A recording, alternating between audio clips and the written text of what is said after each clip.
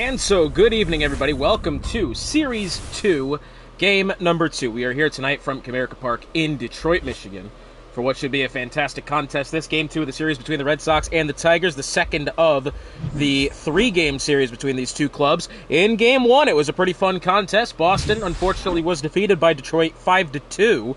Tariq Skubal got the win on the mound. Corbin Burns got the loss for that of Boston. On the mound for Detroit tonight will be Gerrit Cole, one of the best pitchers in the American League last season, looking to strut his stuff yet again here tonight versus this Boston side, which really should put together more of a challenge than they did last time out. Boston, one of the best teams that we've seen so far this season in the American League.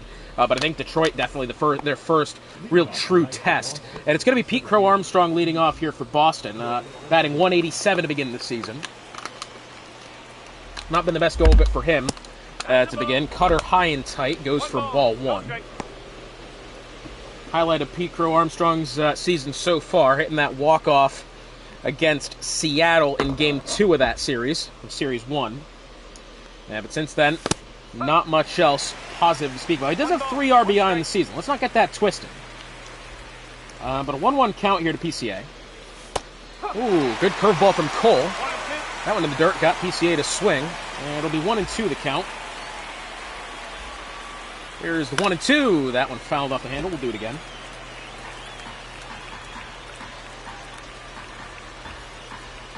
And the windup and the delivery from Gerrit Cole. Swung on and missed for strike 3. And that will be the first out of the game there, as Gerrit Cole sits down Pete Crow Armstrong on strikes. And now batting is going to be Ketel Marte. It's going to be an outside fastball to start. Marte batting .294 to begin the season. Pair of RBI and a double so far for him this campaign. Really didn't start to heat up until we got into that series versus Chicago. Had a difficult go of it in Series 1 versus Seattle. Series 2 came around. He started to get the hang of things, and well, it's been a halfway decent form so far. And the fastball goes 2-1.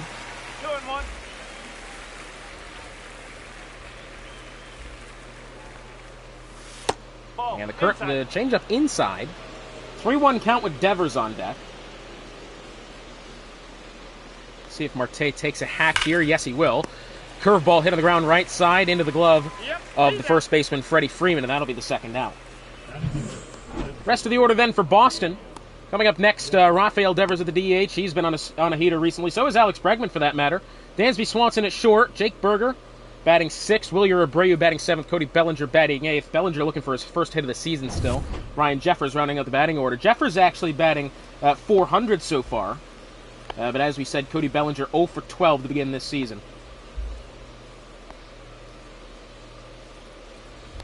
And the offering to Devers. That one's fouled away.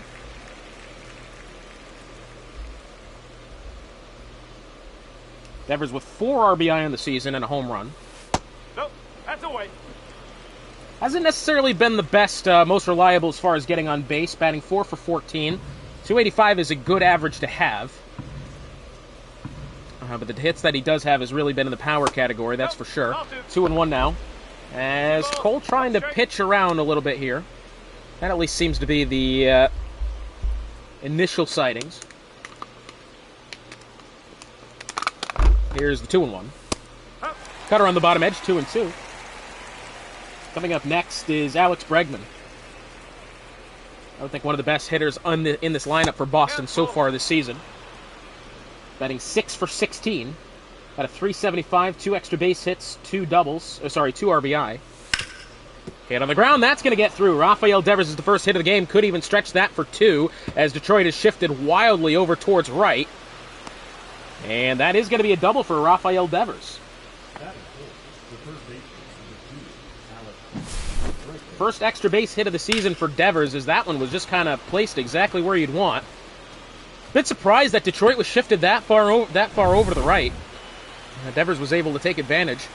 And a runner now in scoring position with Alex Bregman stepping up. High and tight fastball goes for strike 1. Bregman, as we said, on a heater. Batting .375. 2 doubles, 2 RBI.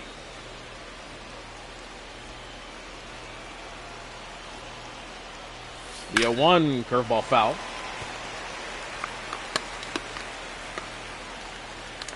0-2 now. And the high fastball swung on and missed.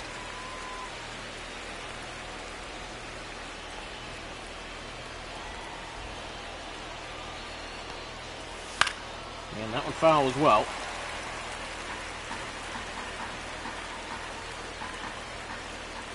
21st offering of the game from Cole. Swung on and missed, slider outside, and Bregman could not resist that one. So a double for Devers, but otherwise, Boston go down relatively without any damage done. Entering the bottom of the first, Detroit coming up to bat for the first time.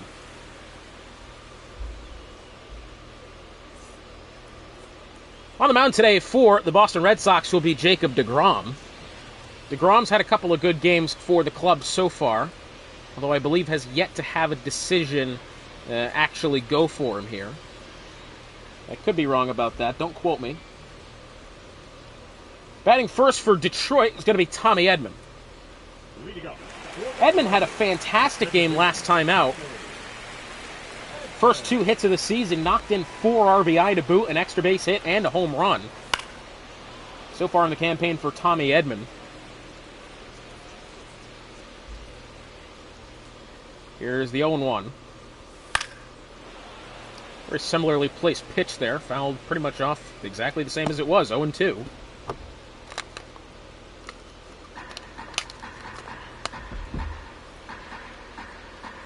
See what deGrom does here with the 0-2 pitch.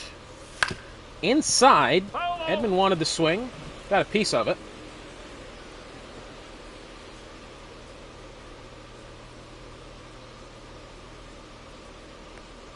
Offering from deGrom. Low fastball swung on and missed for strike 3. And that'll be the first out here. Coming up next, other than Juan Soto. Soto's actually had a slightly difficult time at the plate this season, batting 142. Not been the best go of it recently, although then again, judging from his, his performances last season for Detroit, I wouldn't be surprised if we look at another kind of slow start to the season here for Juan Soto. His only hit that he does have is a double. That one's hit to the ground right side. Gloved brilliantly by Marte. Difficult ball to get to. And into the glove for the second out. Here's the rest of the order then for Detroit. Coming up next, the designated hitter, Matt Olson. Following him will be Freddie Freeman in the cleanup. Gino Suarez batting 5th. Will Smith, the catcher. Julio Rodriguez, one of the best batters in the American League. Riley Green batting 8th. Zach McKinstry batting 9th. McKinstry as well, having a halfway decent time. But as a big story again, Julio Rodriguez, 4 for 7 to begin the season here. Oh, and that one's going to hit Olson. Well, the first offering he saw, and it's going to hit his inside elbow. Lucky that one didn't hit his head. It's over now to Freddie Freeman. 2 for 7 to begin this season. Or an RBI on an extra base hit for him. Runner on first now, 2 outs. As that one got away from deGrom relatively quickly there. A little surprised that couldn't really keep a better grasp on it. In the dirt, swung on and missed for strike 1. Does get away from the catcher there of Ryan Jeffers temporarily. Did eventually smother it. As Olson was hesitant to try to take off for second. Inside fastball goes for ball 2.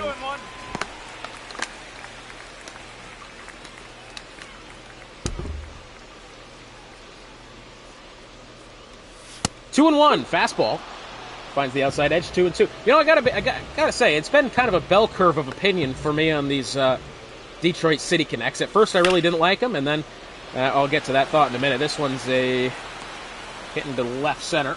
Good grab there by the center fielder Pete Crow Armstrong, and that does retire the side. Scoreless after 1. As I was saying, you know, last year I saw those jerseys. Dansby Swanson's going to come up to bat now for Boston. Saw those jerseys, didn't really like them. Then my Road to the Show player in 24 was actually on Detroit, and I kind of played with it, and I thought, hey, I kind of like these jerseys. Now the more I see them again, I don't like them anymore. That one's going to be caught on the line by the left fielder, Riley Green. As that'll make it a 3 for 15 start to the season for Dansby Swanson. Batting it even 200 is he. And now it's going to be Jake Berger. That one fouled behind. Berger batting 2 for 11. Does have an RBI and an extra base hit. 1 ball. And 1 strike. curveball low, 1-1. Berger, Abreu, Bellinger, Jeffers, the bottom 4 in the order here for Boston. As that one was kind of middle fastball. A little surprised Berger couldn't really connect to it. Count now 1-2. Here's the offering from Cole. 2-2. And the curveball outside.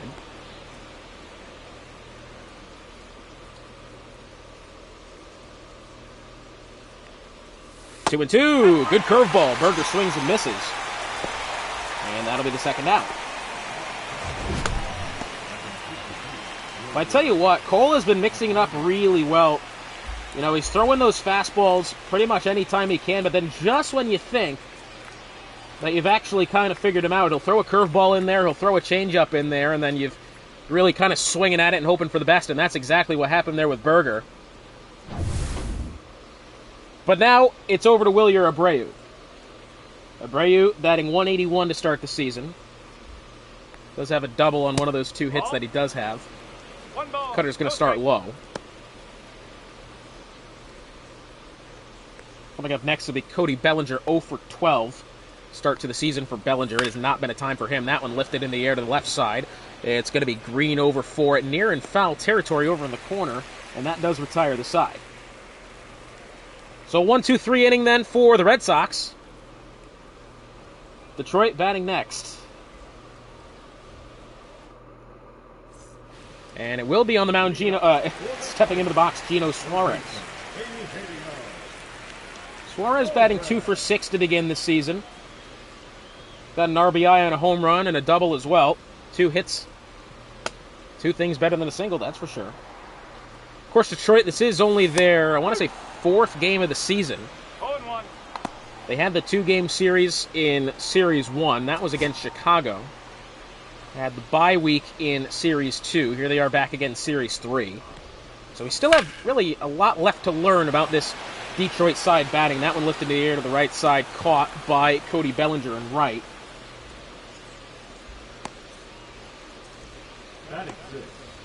And so that'll bring up Will Smith, the catcher. Smith as well, 2 for 7. Home run and a home run with an RBI for him as well. 15th offering for DeGrom. See, the thing that I'm worrying about here with DeGrom is he's pitching really direct. You know, Cole is trying to pitch around, trying to get them to swing and draw some bad contact. I think DeGrom is kind of going for the kill, which, you know, works good when it's possible, but then you get one like that that's really hitting the air well out towards right. That's going to bounce, nearly clears the wall. Will Smith is going to make his way to second, potentially even third. Now, he will be held at second, and that's precisely what I'm worried about there with DeGrom right now. Well, good stuff from Will Smith. That's his first double of the season.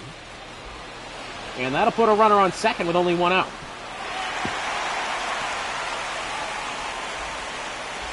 And now stepping in is going to be Julio Rodriguez. Now, this is about the last guy that Jacob deGrom wants to be facing right now. Julio Rodriguez, 4 for 7 to begin the season. One of the best batters in the American League. Of course, only now, I think he's got to find at least 10 at-bats by the end of Series 2 here to be a qualified, Series 3 here to be a qualified hitter. And if that's the case, if he can keep this up, he will be one of the best batters in the American League, as if he isn't already. Larry Bullard, the home plate umpire, 2-0 the count.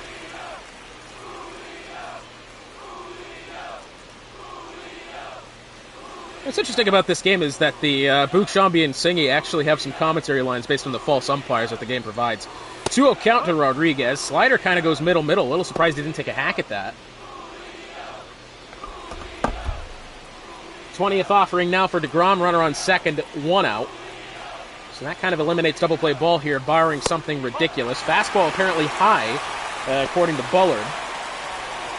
And that'll bring up Riley Green.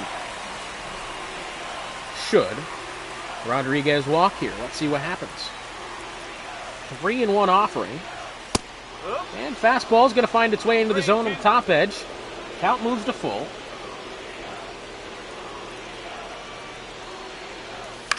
Oh, that one on the inside of the plate, lifted into shallow center. Caught by PCA, thrown down to third preemptively. And that will be the second out. And so now that'll bring up Riley Green. Green has only had 4 registered at-bats this season, batting 1 for 4. Does have a double with an RBI on that one hit that he does have. Runner on second, 2 outs. Zach McKinstry, the next batter due up. He's been kind of an okay batter as far as Detroit's concerned. That one lifted into the air to what appears to be slightly deep right center field, but caught by PCA. And that will retire the side. So after 2, it remains scoreless. Potentially a pitcher's duel coming about here. Of course, we like to see runs. We like to see good pitching as well. Now, here's somebody, as Chris Collinsworth would say, now here's a guy that has not been able to hit the ball this season. That's Cody Bellinger. 0 for 12 to begin the campaign. It has not been good for Cody Bellinger. He's fouled that one off 0-1. And he's fouled off that one. Really low curveball. Cole has been throwing those curveballs well. I don't blame Bellinger for swinging at that because, again, they break so significantly. But it's 0-2. Hit up the middle. Gloved by Cole. Thrown to first. And that's rather unfortunate there for Bellinger, you have to say. Cole only just was able to get onto that one. Had that one been hit up the middle and trickled past the glove of Cole, that one definitely would have been worthy of an on-base for Cody Bellinger. But instead, that puts him 0 for 13 to begin the season. It's now Ryan Jeffers. That's out the corner. Now, Jeffers is batting pretty well, batting .400, 4 for 10. Got a pair of RBI on the season. We've been seeing this more and more. We've got some of these lower-rated players filling out the bottom of the lineups for some of these teams, and for what it's worth, some of them are doing pretty good. McKinstry is an example of that for Detroit. Ryan Jeffers, I think, is definitely one of the best that we've seen so far. Yandy Diaz batting 2 for 7 over in Milwaukee. That's actually going to be a walk drawn for Jeffers. Only the first walk of the game allowed for Cole. Top of the third, 1 out, runner on first, and that will bring up PCA, who was 0 for 1 so far today, who struck out first. Let's see. Held on the curveball.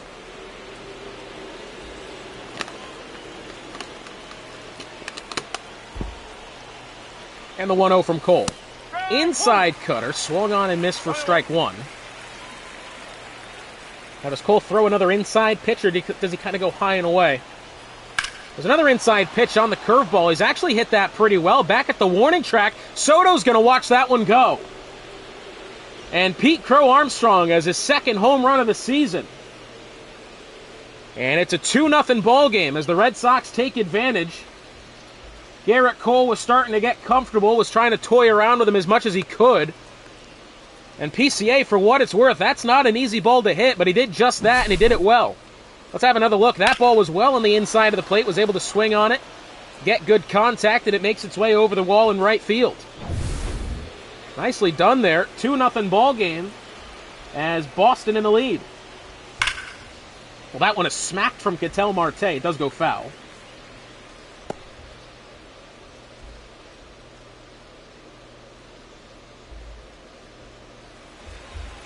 That makes PCA 4 for 17 on the season, 5 RBI, 2 home runs. That one lifted into the air out in left. Back at the warning track is going to be Riley Green, although he won't have to worry about this one too much. He'll make that catch, and that'll be the second out. And so stepping up now is going to be Rafael Devers.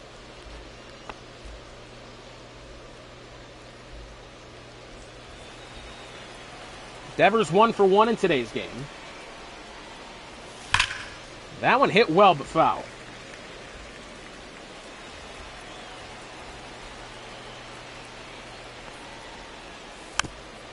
That one also foul. Not hit as well, I'll admit.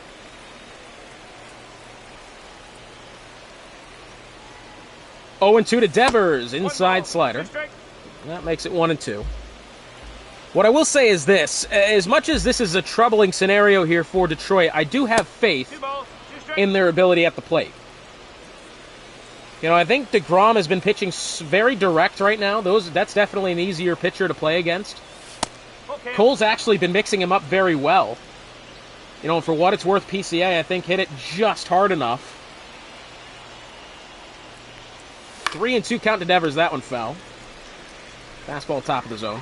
Yeah, I've definitely got more faith in the bats of Detroit right now. Of course, Red Sox are on top here in the middle inning, but for what it's worth, I'm not sure it'll stay like that. That one drifts foul. 3-2 still the count. As another one fouled off the outside of the plate. This will go for the 9th pitch of this at-bat here. Devers battling well. Full count as well. That one hit pretty well out and towards deep right center field, but Julio Rodriguez comes up with that one, and that does retire the side. However, Pete Crow Armstrong, his 2nd home run of the season and his 5th RBI to boot, makes this a 2-0 ball game for the Red Sox as we head into the bottom of the 3rd.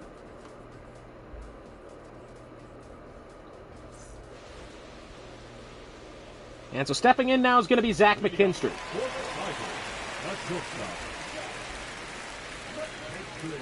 McKinstry 2 for 7 on the season. Fastball outside.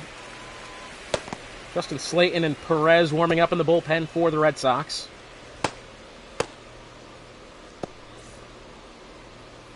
Only the 25th offering here for DeGrom. I'm a little surprised they have people warming up this early in the game, especially with this kind of a pitch count. That's a middle fastball. Now here's what I'm worried about as well. I talk about DeGrom playing direct and pitching at them direct here. That is something you got to be so careful with throwing.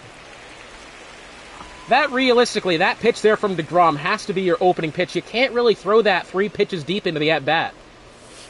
And it's a fastball outside, 3-1 now. Tommy Edman in the top of the order on deck. He struck out in his first attempt tonight. 3-1, the high fastball, 3-2.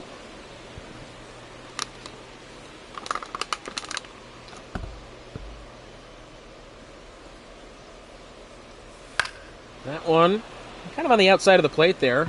McKinstry had a hack and fouled it. 30th offering from DeGrom. Another kind of top-edge fastball, fouled away. Not a lot of batters are going to miss that one. That's for sure. You got to be careful. Middle fastball, and somehow DeGrom has gotten away for that one. He's gotten away with that somehow as McKinstry has not hit that. Not timed it very well. Inside changeup, and McKinstry goes down on strikes. And I got to say, that's a good at-bat from DeGrom. He's got to be careful, though. I think that was the right pitch call right there. Especially you got a batter that's been swinging at everything you've thrown so far. But, I mean, you got to be careful throwing those high middle fastballs. You got to be careful. You see that one again, middle. He's so lucky that Edman hasn't connected well with that. Edman's 0 for 1 in today's game. Got ahead into the top of the 4th. In a game where I think Detroit really should be doing a little bit better. Of course, it was a good shot from Pete Crow Armstrong. I think right now the bats are just lacking a little bit for Detroit. They shouldn't be, but they are. Another well-placed fastball that usually a batter will love to have in that position. The changeup outside. 1-2 still the count. Curveball hit on the ground left side, gloved on the backhand by Swanson, thrown over to first, and that'll be the 2nd out. So now over to Juan Soto. 2 outs bottom of the 3rd, nobody on. Soto with a ground out earlier on in today's game, 1 for 8 to begin the season. Let's see here if potentially Soto can do something to get the Detroit Tigers on the board.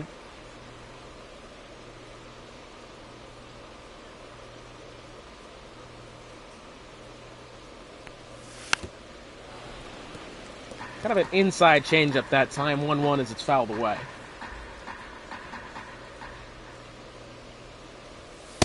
And the fastball low, bit of a Soto shuffle. Bit bold for a man who's batting 1 for 8. That's all right. 2-1 the count. And another high middle fastball there.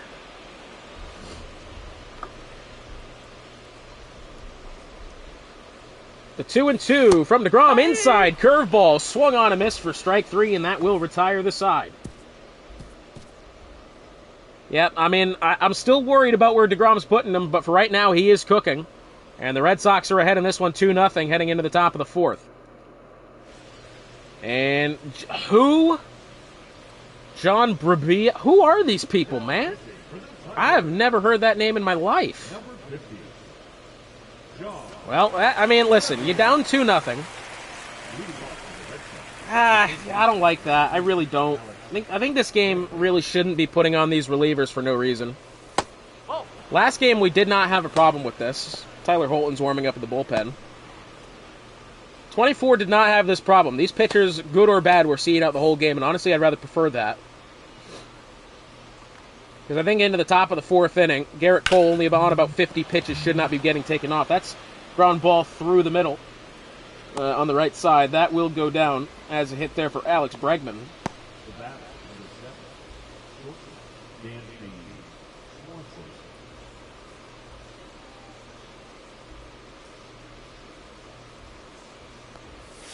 And now is Dansby Swanson with a runner on first.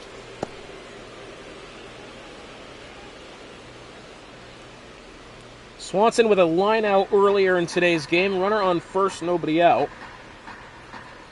Swanson batting an even 200 on the season. Let's see if he can improve that here. That one is going to make it through. Good hit for Swanson. That'll advance Bregman surely to third. And yes, it does. So Dansby Swanson gets on the board with a hit. That'll make him 4 for 16 to begin the season.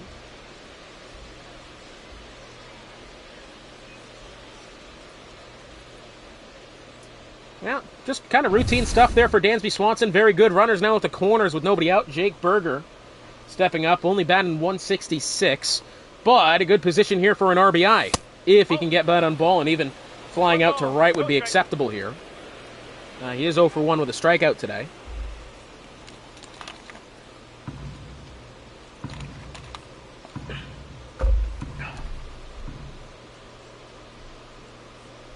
The 1-0.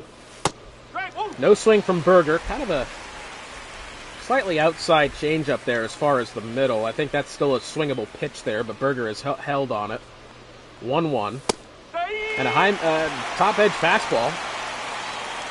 Goes for strike 2. As Berger, again, doesn't really have any instinct or, kind of a, not going to say, doesn't have any willingness to swing the bat right now. That's a ball. 2-2. 2-2.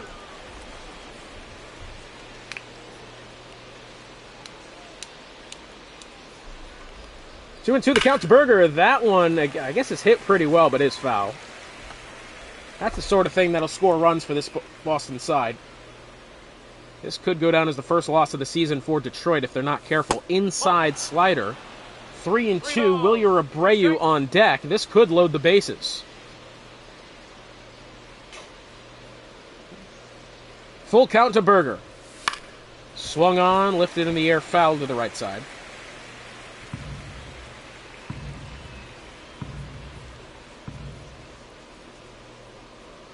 And we'll do it again, full count offering. That one's hit in the air. It's going to be very shallow right side. Soto gloves it, throws home, and no advancement there. So unfortunately for Berger, that one can't even go down as a sacrifice as nothing happens on the base paths.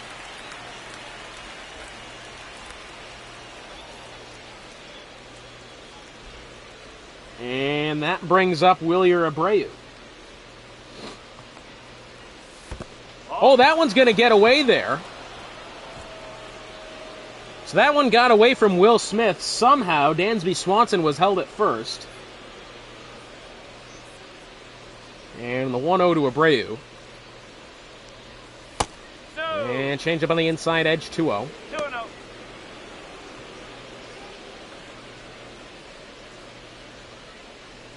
So the bottom of the order here, save for Ryan Jeffers, is kind of a problematic thing for the Red Sox. We get to these final 4 or 5 batters of the lineup as that one's lifted to the air right side. Doesn't stay fair. Are we sure? We gotta have a look at that one. That one was not that far away from being a homer. Let's just have a quick look at the flight path here. If I can find the... There we go. It's over here somewhere.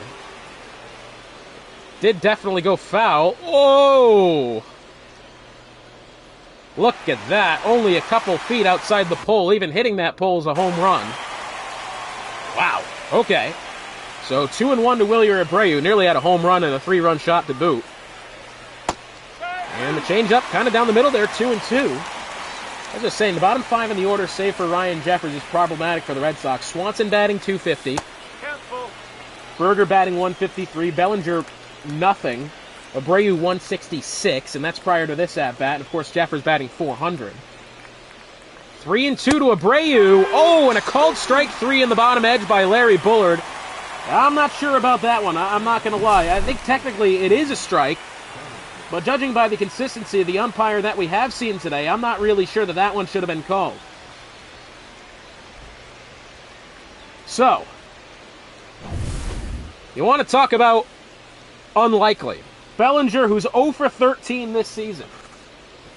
Can he have the ability to get his first hit and knock in an RBI to boot on his first hit of the season? He is currently, by the way, the leader of the Wooden Spoons in the American League. 20th offering for Brabia. 0-1 to Bellinger. Hit on the ground right side, trickles foul, 0-2. This would not be good here for the Red Sox if they were going to strand 2 base runners this late in the game. 0-2, inside slider. Following Bellinger brings up Jeffers. Now, Jeffers would be okay in this scenario.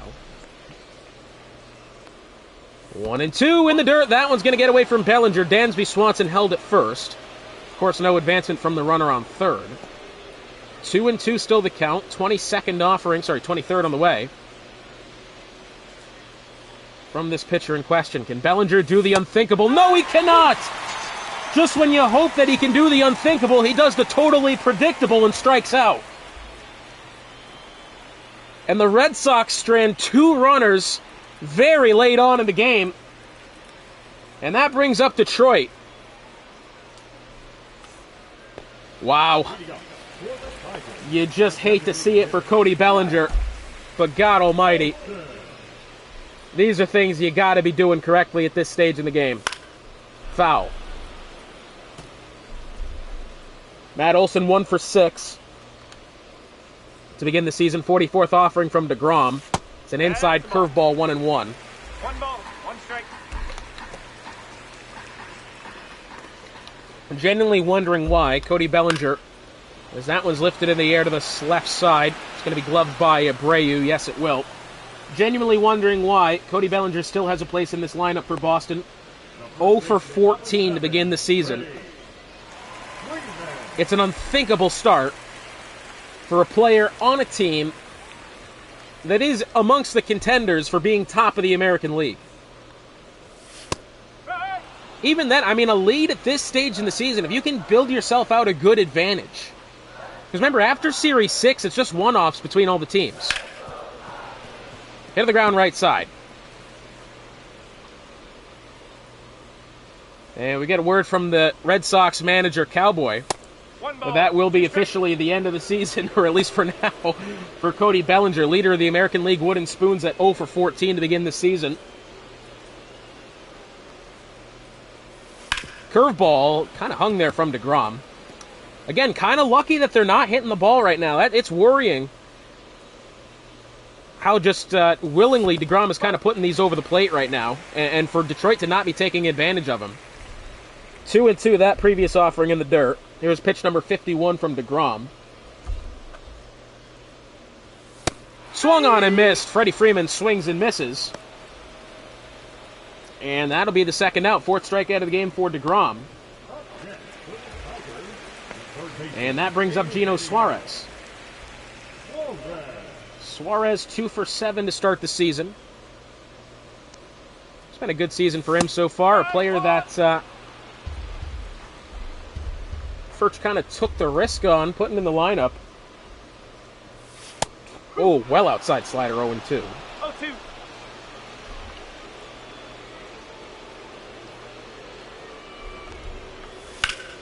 Oh, that one almost caught on a line by Berger at first to throw over, and that does retire the side. That one nearly caught on the wrist there by Berger. Luckily, that didn't hurt him, because that is not a good place in the hand to actually get hit with a baseball off the bat. But that does retire the side. Coming up to the top of the fifth now. Red Sox in control, 2-0. Tyler Holton will be the pitcher for Detroit. And that will bring up Ryan Jeffers, bottom of the order. That's not true. Well, yes it is. Bottom of the order for the Red Sox. Of course, batting 4 for 10 on the season. 2 RBI. The cutter on the outside edge goes for strike one as Jeffers doesn't have a swing.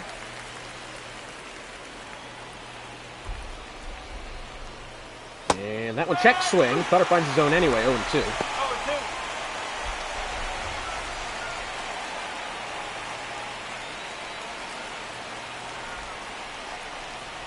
0-2 pitch, that one low.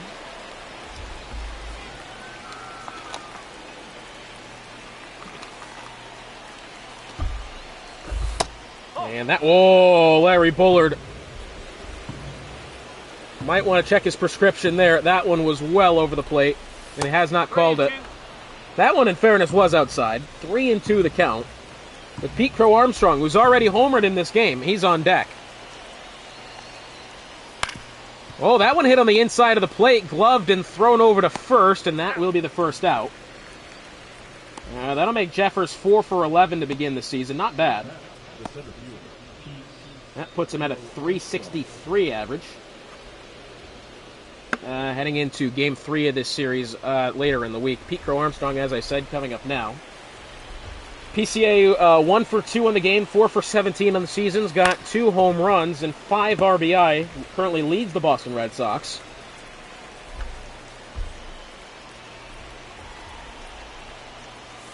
The 0-1, that one, not really hit that well. That'll make it 0-2. 0-2 pitch for PCA, that one foul.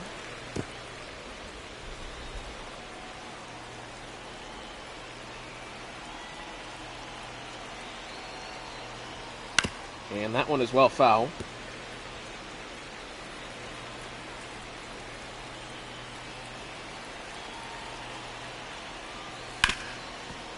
Tell you what, he's not afraid to swing the bat right now. Kind of swinging at some wild pitches, but for what it's worth, he's making contact and keeping himself alive.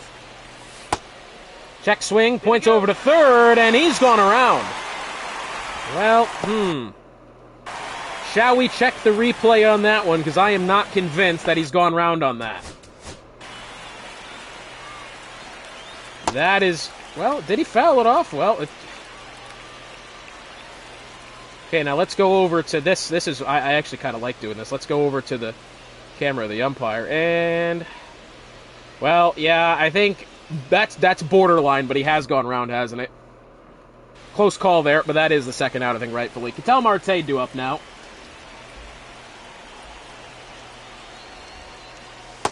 And the low cutter goes for ball one.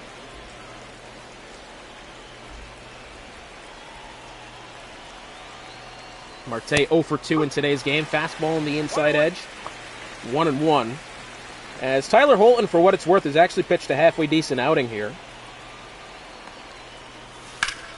And that one hit up the middle, gloved by Edman, thrown to first, and that will retire the side in order. So Detroit coming up now. Down 2 runs. Can they take game 2 at home? Again, Detroit looking to avoid their first loss of the season. Well, let's see what's possible here. It's going to be Will Smith, the catcher. Smith 3 for 8 to begin the season. That one hit in the air out towards the warning track. Abreu will make the catch at the track. Well, that one was slightly worrying there early for DeGrom. It's now going to be Julio Rodriguez. This is the guy right here that I think could do some damage. He is 0 for 1 today, 4 for 8 for Detroit on the season, batting a clean .500 with a double and 2 RBI to his name. One of the best batters to this point in the American League, albeit he's only had 8 at-bats to show for it. But I believe in Julio Rodriguez right now. 1-1 the count, as that previous offering swung on and missed. 58th offering for DeGrom. That one crushed! Julio Rodriguez. Damage he in fact does. That one is gone. Julio Rodriguez gets the Tigers within one here in the bottom of the fifth. And it's a 2-1 ball game, 429 feet out to left. And will that spark some life into the Tigers here? And the hockey stick is out. Let's have another look at that one again. The guy we thought and put money on, realistically, that was going to do the damage here for Detroit, and that's what he's done. DeGrom got too comfortable with such a dangerous batter. That's worrying. And it looks like this could be the end of the day for Jake DeGrom. And then on the mound will be Justin Slayton. So what we've done is we've gone through this effort. That's bold. Anyway, I don't know what salute that was, but that's what he did. Riley Green due up now. What we've done is we've gone through this effort to draft these relief pitchers, closing pitchers. That's fine. The game still rosters and puts in whoever they feel like. Riley Green's going to hit this one, and that one is gone. Back-to-back jacks for the Detroit Tigers. And just like that, well, you'd have to think again it started with Julio Rodriguez. We said, could this be the momentum that Detroit needs? And, well, momentum, in fact, for the Detroit Tigers, this is a tie ball game. One of the first pitches that he saw, and Green, not necessarily a power hitter on this Detroit side, clears the fence. And it's over now to the bottom of the order with Zach McKinstry.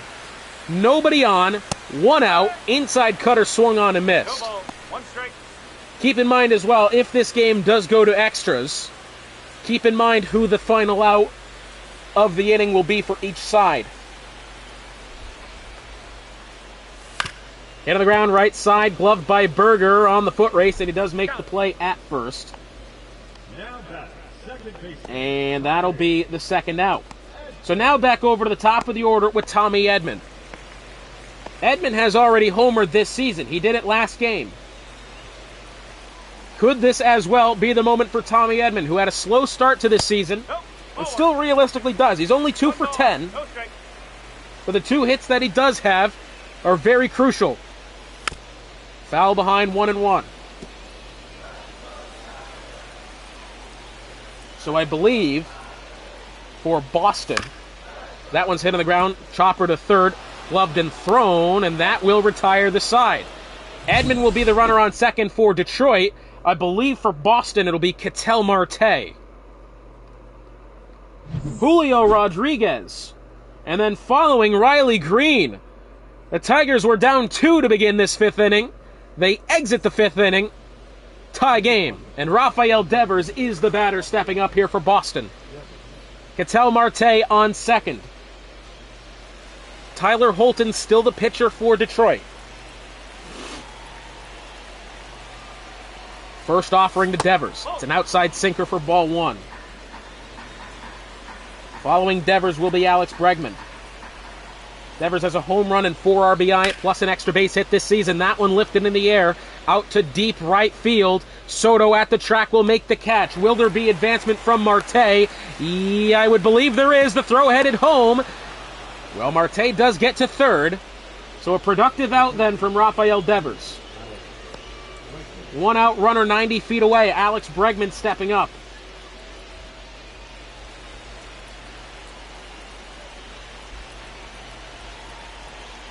Bregman batting 7 for 17. 4-11. 0-1.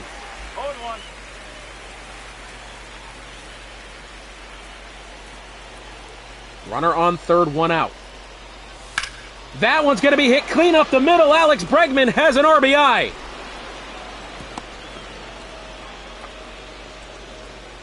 Alex Bregman knocks in the go-ahead run. His 3rd RBI of the season. What a time to make it happen as well. And Alex Bregman, by God, is he having a good season right now. Dansby Swanson stepping up. Runner on first, 1 out. And the cutter on the outside edge goes for strike one. One strike.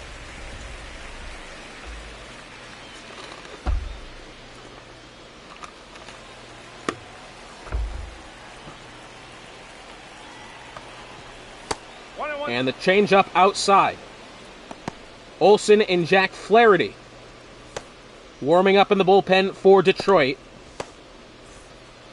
Should this game go another inning, or if Tyler Holton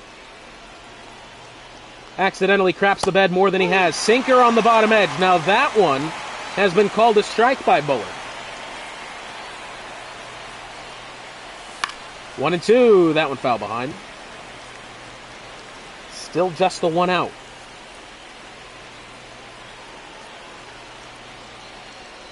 1-2 from Holton. That one, if it gets down, no, it won't. Oh, that would have been killer for Swanson if that one were able to get down, but it wasn't. Still the count 1-2. This will be the 25th offering from Holton. Swung on and missed that one in the dirt, and Swanson knows he's not getting that one. And that will bring up Jake Burger, unless does potentially a pitch hitter come in. Possible. Possible. Not sure it's going to happen.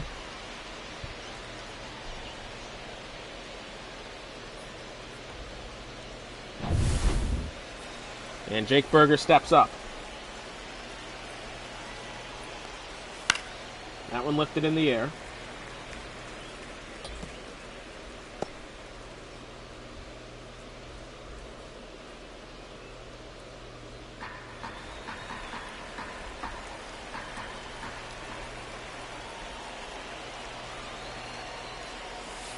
That one hit on the ground foul to the left side, 0-2 to Burger.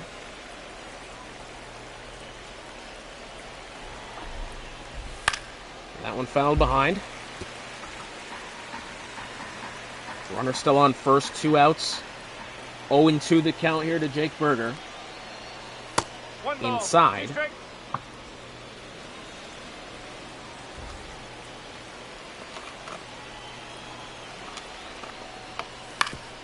Hit on the ground left side, gloved, thrown over to first, and that does retire the side. But crucially, Alex Bregman, an RBI single here in extras to put the Red Sox ahead 3-2, heading into the bottom of the 6th. And the runner on second will be Tommy Edman for Detroit, unless otherwise noted here.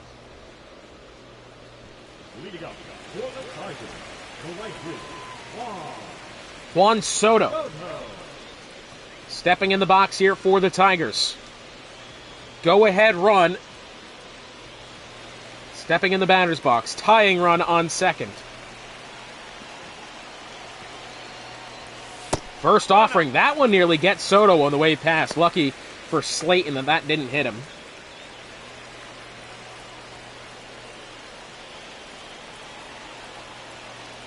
The 1-0. And the cutter outside. Soto shuffle. 2-0 the count.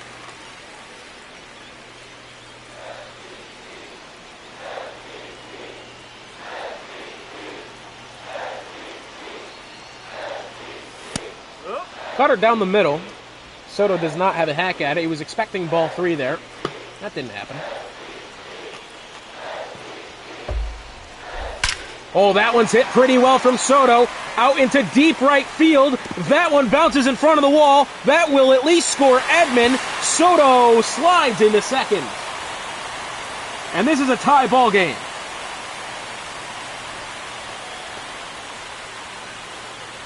Second extra base hit of the season from Juan Soto. What a time to do it. He is now the winning run. The question is, does he stay there or does Detroit put on a pinch runner? And this looks like it'll be the end of the day for the current pitcher. Which, yeah, I think that's probably a good idea. Not going to lie. On the mound will be Martin Perez. And it'll be Matt Vierling on second base. That means should this go another inning, he'll step into right field for Juan Soto. Matt Olson, the batter. Matt Olson very well could win this game. He was hit by a pitch earlier on, and he's 0 for 1 anyway. Runner on second, nobody out, 3-3 ball game. The 0-1. Change up bottom of the zone, 0-2. No balls. 2 straight. Again, Cowboy, this is what I'm talking about. This game makes decisions whatever it feels like. I can only do so much to prevent these decisions from being made. Honestly, I agree with you. I mean, it's just genuinely... I can mess with... I really can't mess with the sliders more before it becomes... Not to say unrealistic, but just kind of ridiculous at that point. That one foul. No, I know. It's annoying for me because the game that we were on was doing a fantastic job of doing everything right. In this game, you know, I actually, for what it's worth, did a lot. 3 balls. 2 straight. And did a lot pretty much right. I don't know. It's a little difficult. But I think what makes me feel better about this is that every team runs into this same problem. That one lifted in the air to the left side. Taking off for it. That one actually gets down, and the throw headed for home. Ball game. He's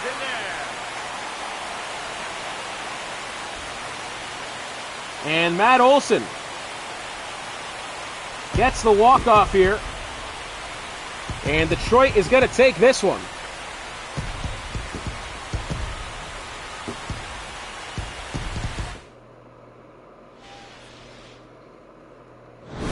Well, Detroit walks it off from Comerica. It was a very good game for both sides. And here's a look at the box score. Usually I'll let myself... But again, as I was saying, I think what makes me feel better about this whole situation with the game being bad is that it is bad for everybody. We did go through this process of selecting these pitchers. Again, there's still no guarantee that the game will actually put them in.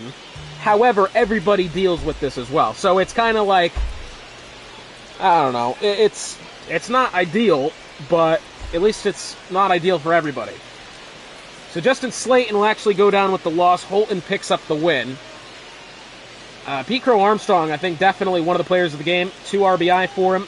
As well for Alex Bregman had the RBI. A couple of home runs there. It was a good game overall, no, and especially going into... Game 3 of the series. Sorry, let me open the YouTube so I can actually read that comment. It's only done about half the screen there. Hang on a second. But I vote for... Listen, honestly, I'm kind of rocking with MLB 24. Couple of things. Number one, I have to reinstall the game, and then also number two, I have to manually put in all the different players, so that would not be fun at all. So that's one of the reasons I'm not thinking of doing that. What I will say is this, again, I do think next season I'm going to actually put in the legendary players up for grabs so that we can actually get some of that in there, and there are a lot of good pitchers. So that's what I'm thinking, honestly. Here's a look at the box score. Just chop through this. DeGrom went 4.1 innings, only just the 1 earned run. See, this is what bothers me here, because DeGrom pitched a really good game, let up 1 run, and then was taken out of the game. But then again, you look at the other side, Garrett Cole pretty much did the exact same thing. So it's like, you gotta pick your battles, I guess, at some point. See, he pitched 3 innings and then was taken off after that, because he gave up 2 runs. I guess, again, by the language of what the game says. Now, this is what upsets me. Because there is a setting to turn down the manager hook, which I have almost completely off, but it still says it's dependent on situation. I think what's different about 24 to 25 is that 24 treated the game as if it was a regular 5-inning. Like, we were playing 5-inning games, but it still had the same pace and flow as if we were playing a 9-inning game. This game actually recognizes the Sims that you've set it to 5 innings, and it will treat the fourth and 5th inning as the 8th and 9th inning, if you get what I'm saying. That may not make sense, but that's what I've noticed. And I think that's where our problem have arisen. But for what it's worth, next up we have another good one between the Atlanta Braves visiting the Milwaukee Brewers.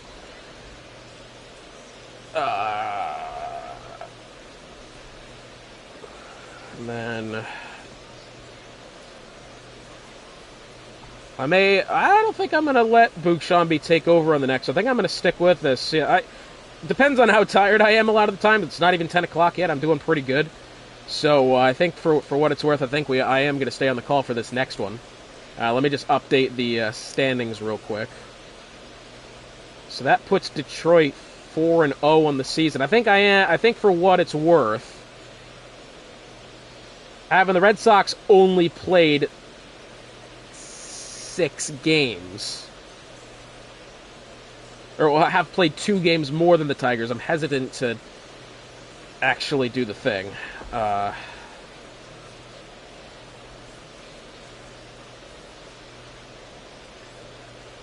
don't know. Yeah, I don't know. Anyway, over now to Milwaukee. Let's get this game going. Ooh, that's a good rip. Thank you. Yeah, so that was a pretty fun first game, not going to lie. Got a lot of good batting, and I tell you what, for what it's worth, we're seeing I think everything... I drafted Springer. I didn't know this, yeah, but Bellinger's gone Springer. Okay, yeah, I think that's right, because Toronto doesn't have Springer anymore. Yeah, that's true. Okay. I can you just do me the favor, go to the lineup exchange, and then just, yeah, you're already doing it. You know what you're doing. You just either edit, I'd say reply to the message and just say what you're doing and then edit it from there. Yeah, that'd be fantastic. Let me just make sure I have the correct pitching staff loaded up here for both. This is another glitch that we're having. Watch this, okay? I'm just going to make this outright known now. The pitcher that should be in this game for the Atlanta Braves, I'm going to show you the lineup here. Shohei Ohtani is at the designated hitter, okay? Let's get that clear. He's at the DH. We go to the pitching rotation. Zach Wheeler will be on the mound, okay? Now, this is where it gets difficult, because this game, what it does is that despite the fact that Shohei Ohtani is the designated hitter, it does not understand that that's 2 different possible things. And it just basically forces Zach Wheeler to be the guy, to be the designated hitter. It doesn't make any sense. It's upsetting, honestly, because there's just nothing. I've tried almost everything to fix that. We didn't have this problem in 24 either. Modern 5 innings. Roof doesn't open. We can close. Well, the roof doesn't matter, honestly. Okay, so watch this. You ready? We're going to go... Hopefully it doesn't do it. I could be wrong. I think there has been an update for this game recently. Watch this. Zach Wheeler has been put at the designated hitter. Why has he done that? I have not asked for this game to put Zach Wheeler at the DH. He is supposed to be the starting pitcher. Tyler Glasnow is on the mound. That's all correct. But now I have to go in. I have to team select Atlanta.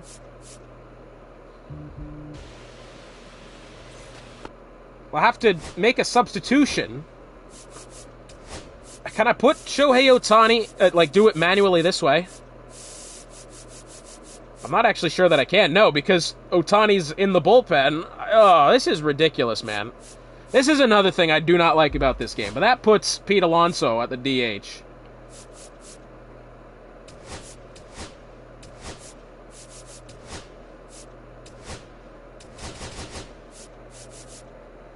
Unless it doesn't let me.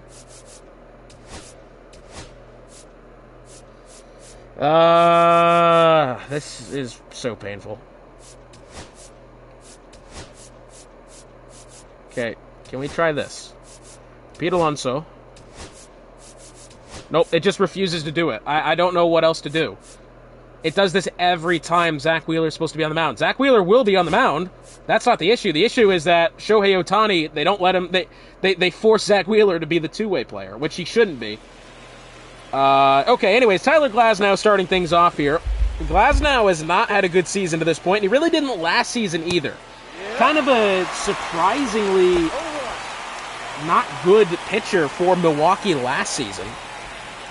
And so far, to this point, for Milwaukee as well, this season as well, just has not really had the quality of a starting pitcher that you'd want. Fernando Tatis stepping up. Tatis hit a 2 for 12. It's not been a good start for him. Let's get that clear. The 1-1 offering from Glasnow. It's a slider. Low middle. Goes 1 and 2. 1 and 0-2 from Glasnow. Swung on a miss for strike 3. Gloved and thrown down to first, and that will be the first out. That puts Tatis at a 2 for 13 to begin the season.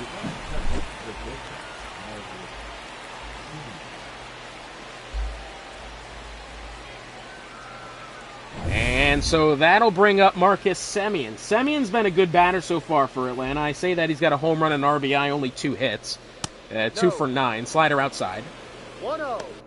I'm going to try this one more time to potentially put Pete Alonso at the DH. I do not believe it's going to work, but we'll find out. Substitutions. Wheeler. See, again, this is not allowing me to do it. It really isn't. This is upsetting. So I guess Wheeler, if he gets there, is going to have this. That's fine. If he doesn't, listen, if Atlanta go down in 3 pitches right here, that's not going to be a problem. But if they don't, this game is unfortunately going to screw Atlanta with Zach Wheeler pitching, with having to bat, which is just not ideal because he shouldn't have to. But again, I can't win. 1-0 the count. Oh, I've been dinged. Sorry, that's my brother telling me that R-Truth has cut his dreadlocks with the scissors and he's no longer R-Truth. He's actually called Ron Killings now, which Ron Killings is his real name. 2-0 count, the low fastball.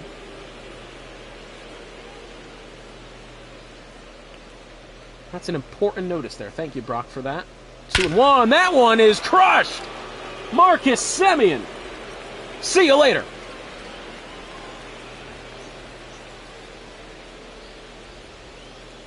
And that is almost exactly what you want here in the early stages of a ball game, is for, Atlanta to do something correctly and to get that opening run on the board. And especially Tyler Glasnow, one of those pitchers that I think, again, for whatever reason, just struggles in these sims.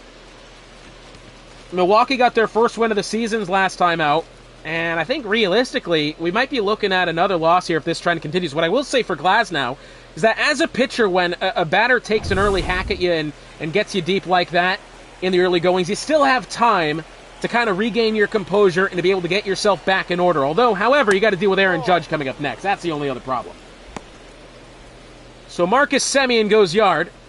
Braves up 1-0 here in the top of the first. 1 out. Nobody on.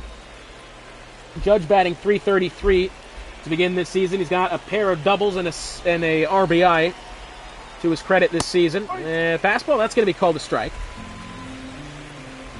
Due up next, unfortunately, is Zach Wheeler because the game doesn't give us another choice. 1-1 to Judge. Swung on and missed on the slider. And the 1-2.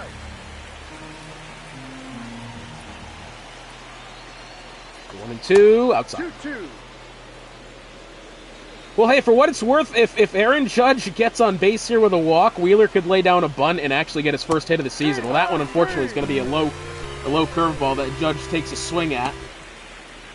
And that is strike 3, and that does bring up the pitcher, Zach Wheeler, because we can't do anything about it to change it. We've even gone to the lengths of changing it so Shohei is not a two-way player. And Wheeler doesn't have the option to become a two-way player. You can't even go in and change that. I don't know. This game is so broken. Foul behind. Good contact on the slider inside. 1-1 the count. This will be the second at-bat of the season for Zach Wheeler. Actually laid down a pretty good bunt in his first one. Yep. High fastball swung on and missed for strike 2. 1-2, and the curveball gets him there. Zach Wheeler goes down on strikes. I mean, for what it's worth, that's a respectable at-bat. Marcus Semien, however, early on in the game, puts the Braves up 1-0.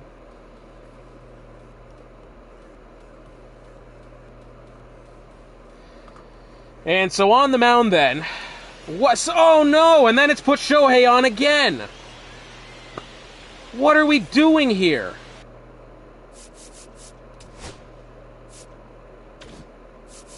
Okay, again, you've watched me do everything correctly, and the game just refuses. Just refuses, man, to actually do something to help me correctly. I mean, we can't even... Zach Wheeler can't even be put in the game. I mean, do we put Spencer Schwellen back in? We need to at least take this out and put Pete Alonso at the DH. Yeah, that's fine. Shohei Ohtani should not be pitching in this game. Let's be clear about that. Bullpen, starting pitcher. We gotta. Martin Perez isn't on the Red Sox, on the White Sox. Oh, okay. Is that in real life or is that on the roster? I have no idea because I don't actually think that. I don't know anymore, man. This game just refuses to actually help me. Well, I guess Shohei's going to pitch for now. There's just nothing else I can do with this, honestly. What did we do last time that worked, like, halfway decently? What did we do?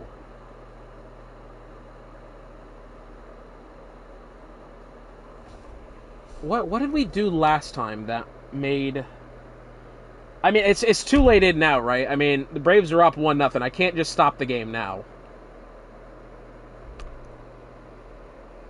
What did we do? Did we make Oh, you know what we did was I think we made Shohei a relief pitcher, so that this couldn't happen. I don't know. I don't know what to do. Yeah, I think, honestly, this is getting ridiculous.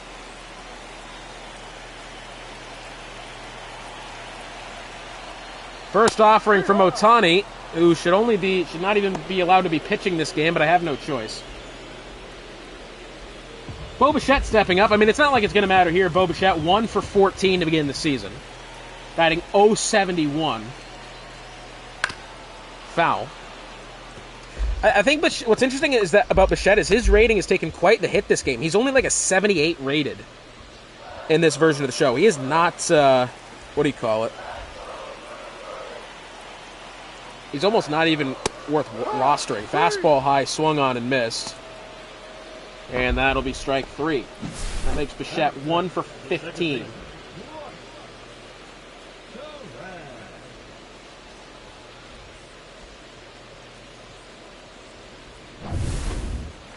That brings up now Bryce Turang. Turang actually leads the National League in stolen bases with 4. Middle fastball sat on for strike 1.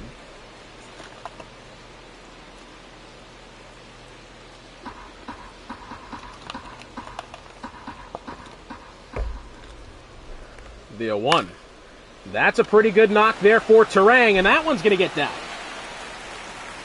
Bryce Turang goes 5 for 12 to begin the campaign. And that'll put a runner on first with 1 out. Good stuff there from Bryce Turang, doing everything correctly at the plate, making it difficult. Okay, but here's a guy now coming up that's similar to Cody Bellinger. One of the leaders in the wooden spoon for the National League is Mookie Betts. 0 for 11 to begin the season. Mookie Betts, one of the best players for the Brewers last season, albeit he was playing short for them last season. Runner. That one foul behind 0-2.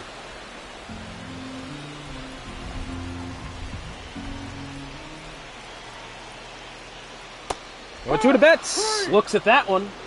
0 for 12 for Mookie Betts this season. Second strikeout for Ohtani. And that brings up Kyle Tucker. Tucker's not faring much better. 1 for 8.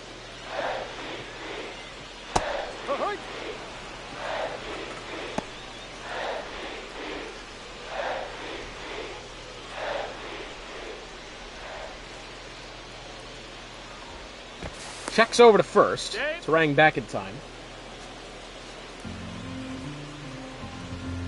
It's not Pete Alonso. No, that should be Goldschmidt at first. Should be. And the 0-1. Yeah. Sweeper outside, 0-2. Oh, sorry. Sweeper outside, but according to the home plate umpire finds the zone. It's 0-2. I don't even know. 0-2. That one on the inside of the plate, swung on, hit in the air. Tatis goes over to it, and that will retire the side. So Atlanta lead this one after one. It's 1-0 Braves. Due up next is going to be Austin Riley. Now, Austin Riley not faring much better either. 1 for 11 to begin the season. Does have a double with an RBI in that one hit that he does have. Glasnow gets back on the mound. And the fastball inside goes for 1-0.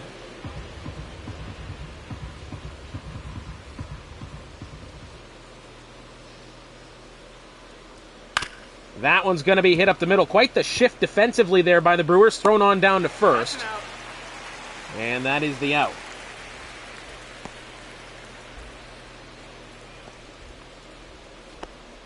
And that brings up Ozzie Albies, the second baseman.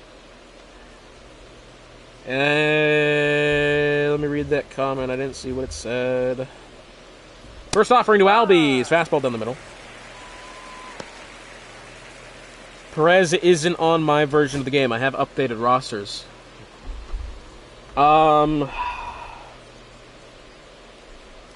These rosters are, as that one's hit on the ground right side. Out.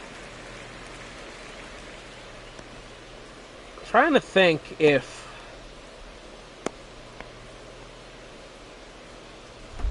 sorry, that's going to put Ozzie Albies as the out there, as that one's grounded to second. It's okay, is what it is. Okay. Check swing. Goldschmidt's gone around. 0-1.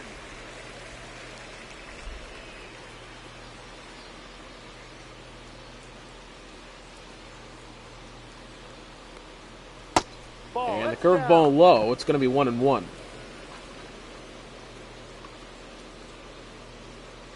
What do you mean that Perez isn't on your version of the game? That's a ball. What does that mean? He's not in the game? That one's foul. If you have updated rosters that he could be injured now, and that's why he's not showing up, that is a possibility, as that one's foul behind.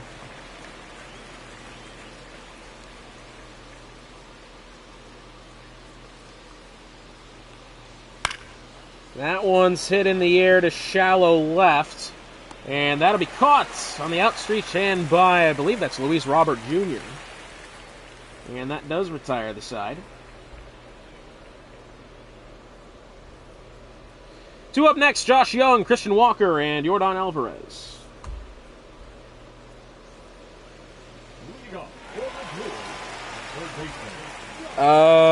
Shows all the players in the IL and minors.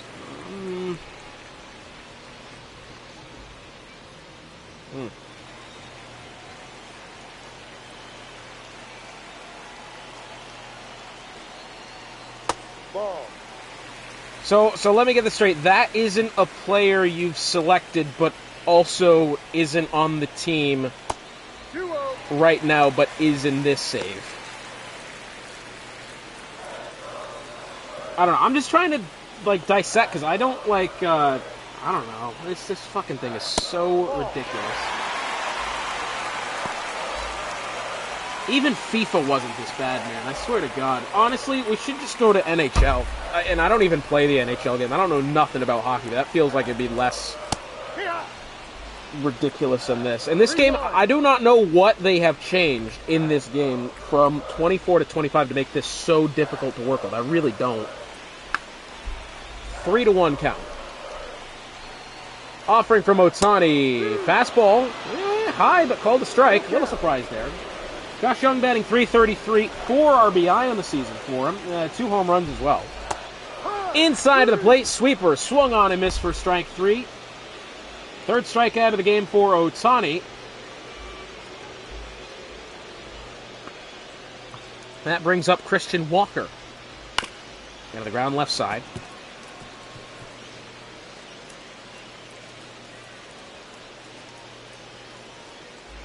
Christian Walker has been a difficult start to the season for him as well. 1 for 8. Batting 125, nothing special on the one hit that he does have. That one's going to be hit up the middle. Ooh, dive from the shortstop, Marcus Semien, and that one gets through. And, well, there you go. That'll be hit number 2 of the season for Christian Walker.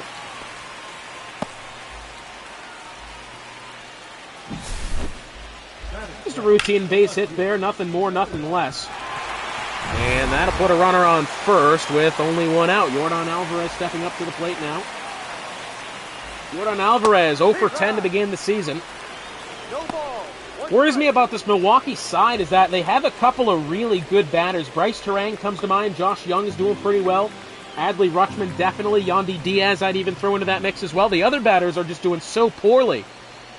Bichette's batting 0-66, 1 for 15. That's Woody Keller behind home plate.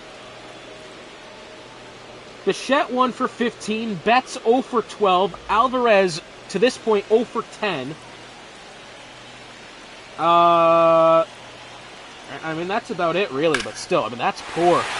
Although, hey, well, speak of the devil, Yordan Alvarez is going to get his first hit of the season here. That could even score a run, as, well, Albies won't have to throw home. Runners will be left at the corners.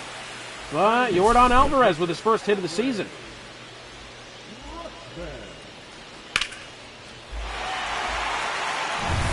Sometimes you get something like that. You get a batter that just kind of finds the right pitch to swing at. And then suddenly, you know, a batter that's been cold throughout the season suddenly gets a hit. Woody Keller, that is a terrible call.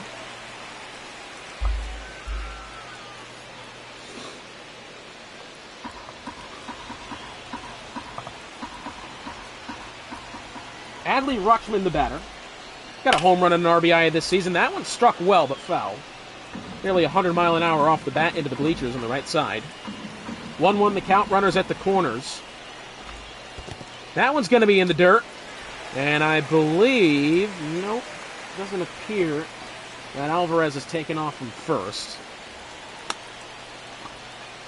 2-1. High cutter, 3-1 the count with Yandy Diaz on deck.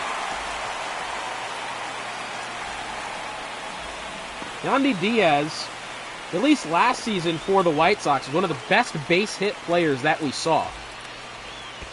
That one's going to be low. Rutschman takes off for first, the throw over to third. I don't really know why he threw that over to third. It's not like he was going to be coming home on that, but bases loaded now for Yandy Diaz. 1 out, bottom of the second. First offering, middle sweeper. No swing from Diaz. It's 0-1. Now, it's not going to happen, but the league to this point has yet to see a grand slam.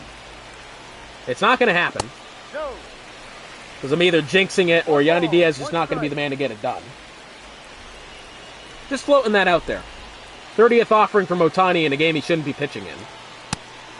Fastball gets the top edge, 1-2.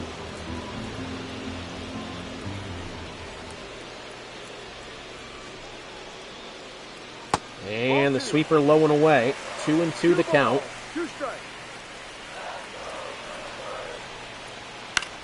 That one, oh, that's going to get down for a base hit, potentially even extras as it trickles to the corner, and Judge can't pick it up.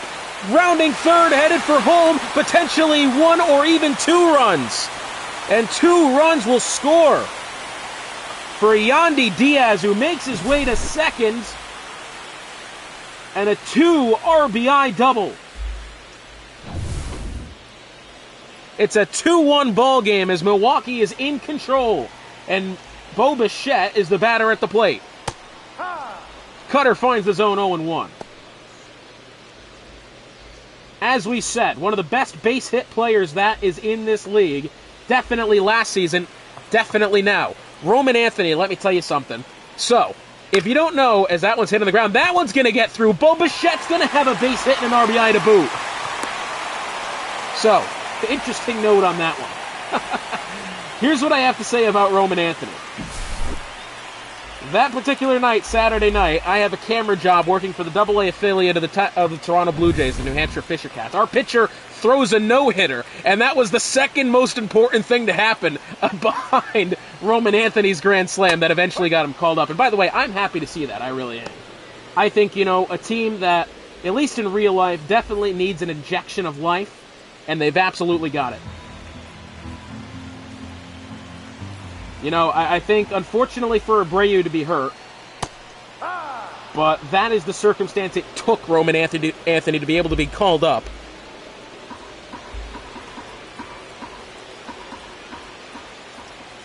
Absolute breath of life could be put into the Red Sox, at least in real life, something that they desperately need.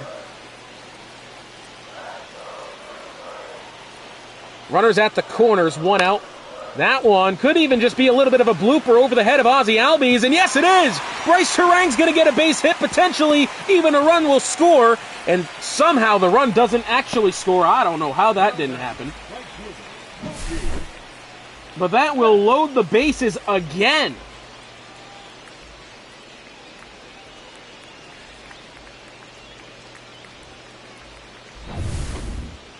And this will be the end of the day. Only 8.5 back for... Let me tell you something. Being the Toronto fan that I am, I'm enjoying this streak that we're on, but it's absolutely not going to last. Entering the game will be Andrew Nardi for the Atlanta Braves. That puts Bryce Terang at 461 on the season. Bases are loaded for Mookie Betts, the man 0 for 12 to begin this season.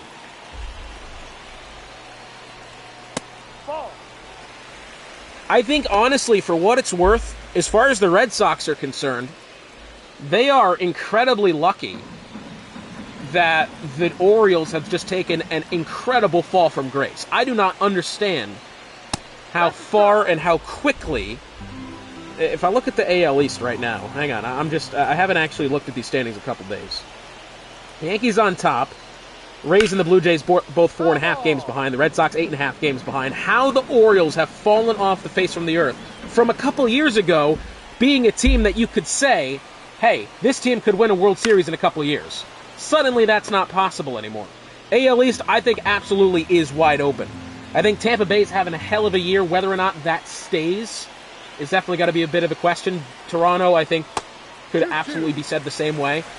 I do not understand and believe in this run that the Blue Jays are on. The Rays are beating the Red Sox now, are they? Oh, that's right, they are playing today. Did Anthony get the hit? I saw he went 0 for 1 in the first at-bat. As Mookie Betts could actually potentially be walked here full count with a runner on third. And by the way, if you do walk in a run, that does count as an RBI for you. That's something I've actually learned. Swung on and missed for strike 3, and Mookie Betts goes 0 for 13 to begin the season. And the next batter up's not much better. 1 for 9. As the Brew Crew do take the lead in this second inning, but could strand 3 base runner in the process. Unless, does Kyle Tucker do something out of the ordinary.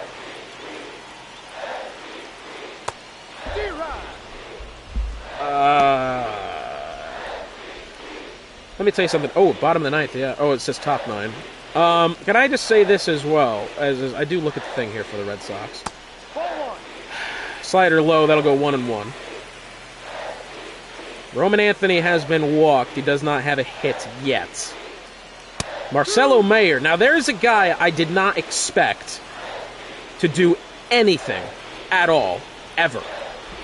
Reason I say that guy spent 4 years in AA. You do not make it out alive at AA if you spend that long there. And that's exactly what happened to Marcelo Mayer. I did not have the faith in him. If he does well, great. But I don't know. I don't know. Maybe now that he's got the faith in the organization, they gave him the call up. Maybe now he can perform to his level. Ball 3, that one's low. 3-2 count. Josh Young on deck. Andrew Nardi getting ready to potentially walk in the run. And that one's kind of fouled off the handle. We'll do it again. Christian Campbell 0 for 3. Toro is, I think, he's 0 for 3, but does have an RBI with that, so I'm assuming he had a sac fly in one of those. Devers has been walked twice. As that one's kind of hit off the end of the bat there into very shallow left. And unfortunately for the Brewers, well, they do take the lead, but in the process, strand 3 runners. The base is loaded. No, that's all right. Hey, listen. I like baseball so much that I am willing to watch fake baseball and talk about real baseball. It's just fantastic. It really is. Anyway. Yainer Diaz stepping up now for the Atlanta Braves.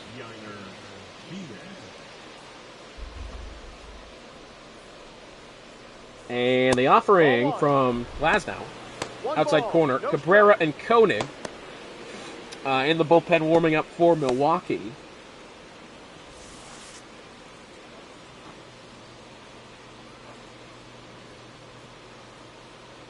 The 1-0.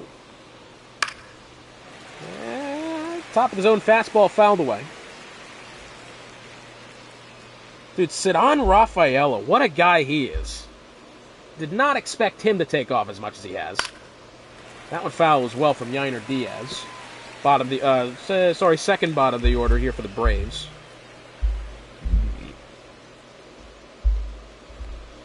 That one's going to be in the dirt. 2-2.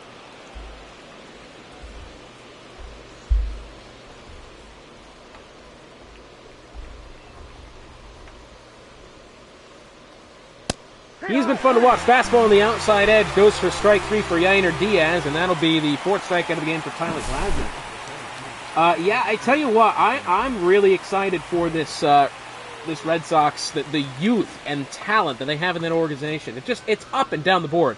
Yostinson, Garcia, Blaze Jordan come to mind. They got some good pitchers coming up as well. It's just fantastic looking for the Red Sox. However, I won't be able to see any of it because I'm not paying $30 a month for NESN. I'm just not going to do it. I just can't. There's just no possible way. Let me tell you something. That game, was it last night, 2 nights ago, where they played the Yankees, was the first Red Sox game I think I've ever actually watched on TV that wasn't a playoff game. They're just never nationally broadcasted. So, I mean, it's so hard to support a team and have that be the case. It really is. I think blackouts are the worst things about sports. At least baseball and hockey in general. Basketball, I'm not a big basketball fan, but at least baseball and hockey, that's definitely a big thing. As Evan Carter's going to swing at that one. Curveball low and outside, 2-2 the count. As for what it's worth, Full count. fastball low.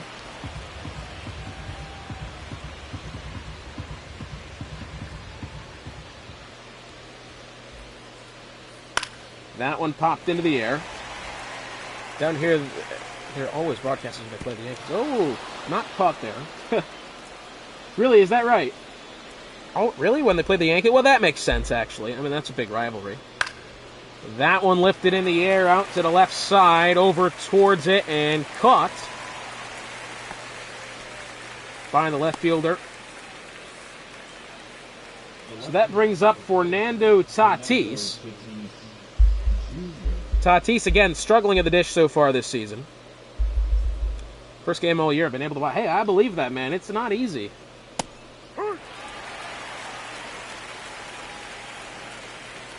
LSU baseball? Hey, listen, I wish college baseball got the recognition that it deserves, man. College baseball is exhilarating. I don't have no ties to no colleges. I dropped out in like one semester, but gotta say, I'm liking them Auburn boys. Their season came to an end, though, however. At least when it comes to baseball. That one hit on the ground left side. It's going to be gloved and thrown to first. Great play there, as that will retire the side. Puts Tatis 2 for 14 on the season. 3-1 Brewers heading into the bottom half of the inning.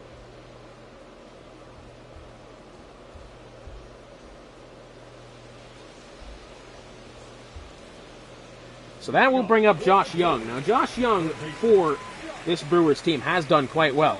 From Louisiana, so anything else, hey, fair enough, man. And fastball on the bottom, 0-1. Josh Young batting .300 on the season, 4 RBI for him, a pair of home runs as well. Ball. Well, I take it you're a big Paul Skeens guy if you're from Louisiana. Although it has to be said, he is just in the boiler room of hell with that Pittsburgh team. Foul behind.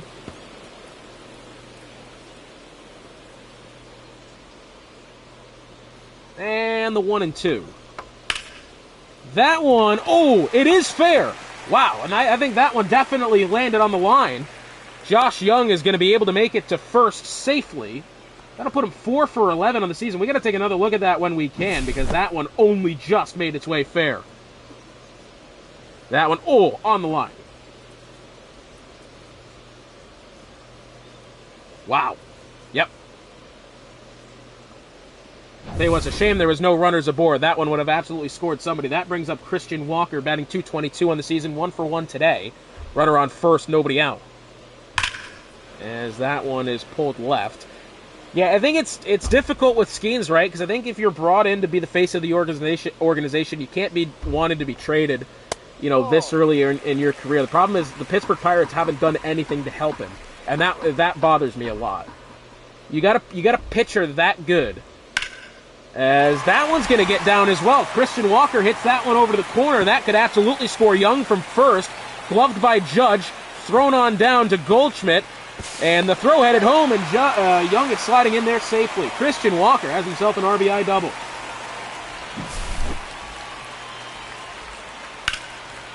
Well, again, two very similarly placed balls there from both Young and Walker. And the Brew Crew has extended their lead 4-1. That brings up Yordan Alvarez. And the slider. Low middle. And as I was saying, Paul Skeens, I think when you have a player that exciting, to not be able to go out on a limb, make some trades, sign some free agents to be able to help him and to propel the team, I think that's just very difficult, really. Goldschmidt was taking reps at second. Really? What was I say? The Yankees, do they need a second baseman right now? They got a really good one coming up in the Yankee system. Can I just say as well, the Yankee system, having been, as that one swung on and missed for Alvarez, that'll make him 1 for 12 to begin the season. Having worked for the games in the series that we had against Somerset, that's the AA affiliate for the New York Yankees. Their pitching is unbelievable. You can't hit anything that they throw. They are just unbelievable, actually, in almost everything they do. Pitching-wise. Ball, no. That brings up Adley Rutschman. Runner still on second, 1 out. I believe Rutschman was walked in his first trip to the plate.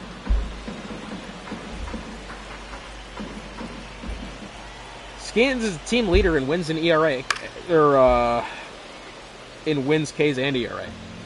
3 fantastic stat categories to be leading in. Unfortunately, there's just no help.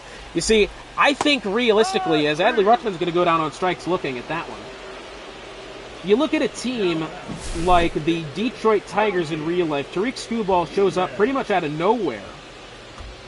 And then they actually kind of do something to build around him and actually, get themselves a good playoff run last season. And the Pirates are unable to manage doing that. And that upsets me. Because you are, at that point, just wasting a career, really. And I think that goes both ways as well. Because you got something like that where Paul Skeens realistically could request a trade, get traded, and then bring in a lot. As far as a team like Pittsburgh, who needs a lot right now. And Skeens could actually go compete with a different team. That could be good.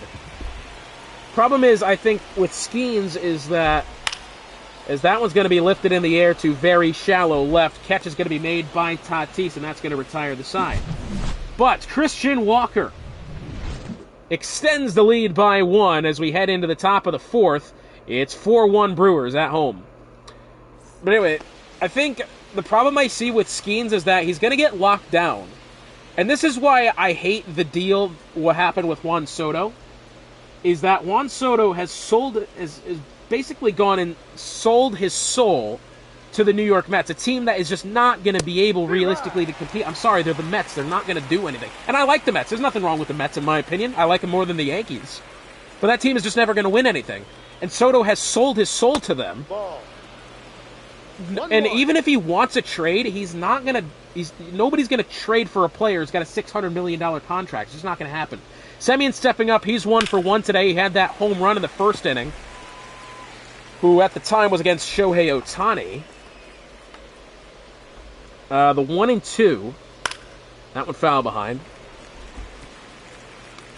That's the problem I see with Skeens. He could get traded, or he's gonna sign super long contract with Pittsburgh and just be there until the end of time. A team that, at the very most, will be an exit in the wild card. All started with Ohtani, yeah. But even Ohtani's getting all that money deferred, right? I mean, he's getting that money deferred until the end of his contract or something ridiculous like that, and it's just like, I don't know. I think it's ridiculous. And honestly, the difference I see between a guy like, and I use this example a lot because at the time I hated the deal, Bryce Harper, as that one is going to get through into the gap for a base hit for Marcus Semien. He's 2 for 2 today. I look at the Bryce Harper deal, and now I'm not really a fan of that deal by all means. The one thing I see differently with that in comparison to the Juan Soto deal is that Bryce Harper can actually lead a team. I don't think Juan Soto can do that. I really don't. I think even Bryce Harper, the fact that team has only made one NLCS appearance is bothers me. Was it NLCS World Series? Either way. Whatever it is, the only I still don't like that. I don't. However, Harper can lead a team. He's got that clubhouse energy. That's what you need. Soto can't do that. Soto is by and large there for himself. And if he wasn't there for himself, he would have stayed with the Yankees. 1-0 count to Judge as he'll swing and miss wildly at a slider outside.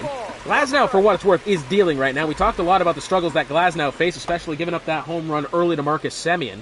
But he has absolutely bounced back and has been in control of this one, save for that other base hit that just happened. But it's 1-2 now to Aaron Judge as the slider low swung on and missed. And here is the 54th offering of the game from Glasnow. It's a fastball high, and that makes the count 2-2. Phillies don't have it. No, they don't. Foul. I think that's another thing. I think especially what Bryce has been able to do to at least lead that team to being a, not even so much a contender every year, but at least in that conversation, right?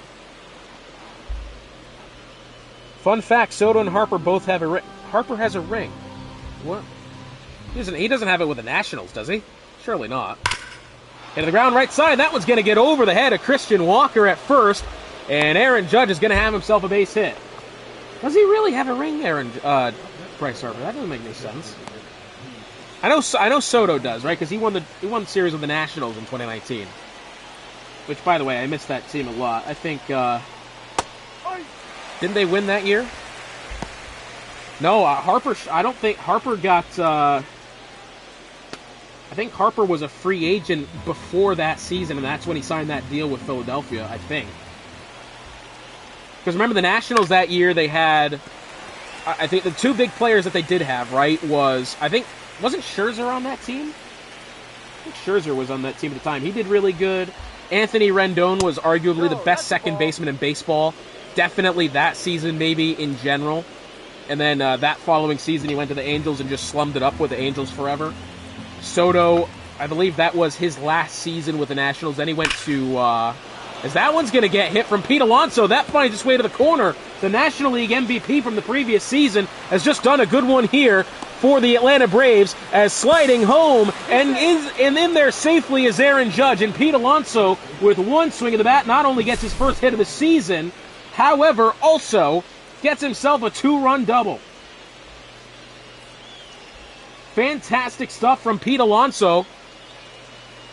And this is a very tight ball game suddenly. And this looks like it'll be the end of the day for Tyler Glasnow. No, I don't believe Soto. Soto was definitely with that team, the 2019 Nationals, when they won the World Series. He was definitely with them. Harper, I don't think was. I doubt that. Unless I'm wrong. I could be wrong. It's possible. I've been wrong before. Christian Cairo will take over as the pinch runner for Pete Alonso. And so that also means that Christian Cairo will take over as the designated hitter. He's in there. It's true, Rendon? Yeah, I remember Rendon was fantastic for that Nationals team, especially that season. He was great. I think initially, for what it's worth, when he did sign with the Angels, he was worth his money that they did pay him.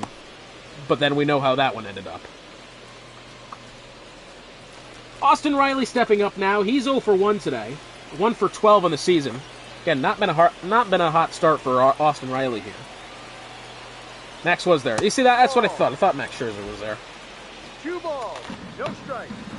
I think while we're on the topic of Max Scherzer, that's got to be the worst deal probably ever for the Blue Jays. I'm not thrilled about that. Red Sox tied up in the 9th. Very good, very good. Not a fan of the Blue Jays giving Max Scherzer $12 million. I'm just not. I like him. He's a great pitcher, but I don't think... I don't know.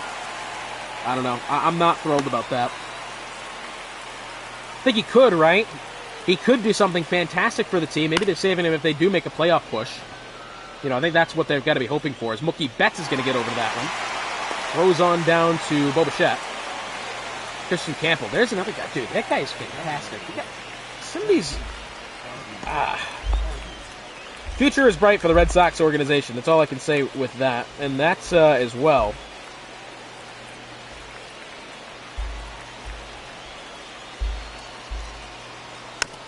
Depends on what max y'all get. Well, that's kind of the thing, right? Because the max right now I don't think is worth the money. But if we get a max that can perform, you know, at least in a playoff series, then that's perfectly fine, right?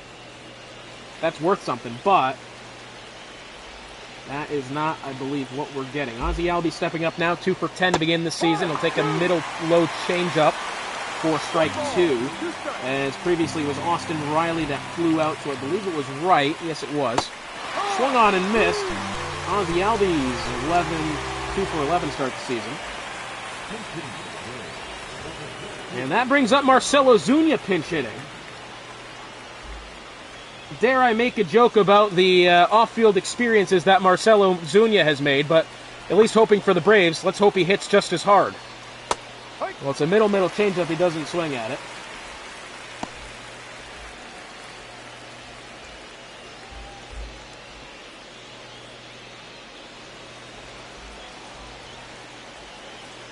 So this will actually be the second at-bat of the season for Marcell Ozuna. That one on the inside of the plate, he's actually hit that one pretty well, but it does go foul.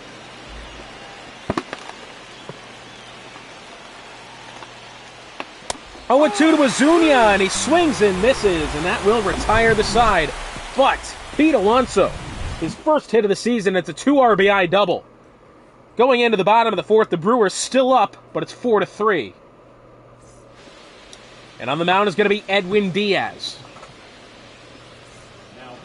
And entering the game is going to be Bryce Harper at first. Now that brings up Bo Bichette. Bryce Harper, for what it's worth, actually does not even have an at-bat this season for the Atlanta Braves. As the slider goes for strike 1. Aaron Bummer and Karen Shack in the bullpen for the Braves. I think I know who Bummer is. I don't know who the other guy is. That's all right. 0-1 to Bichette. Inside fastball. Swung on and missed. 0-2. Bichette is 1 for 2 today. As that one hit in the air, foul to the left side.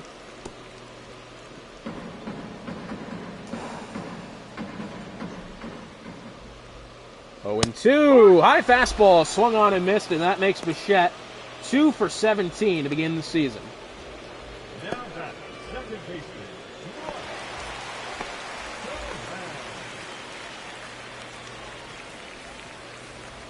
And so now that brings up Bryce Turang. Polar opposite to Bo Bichette. This guy has done something correctly. Fastball, down the middle, 0-1.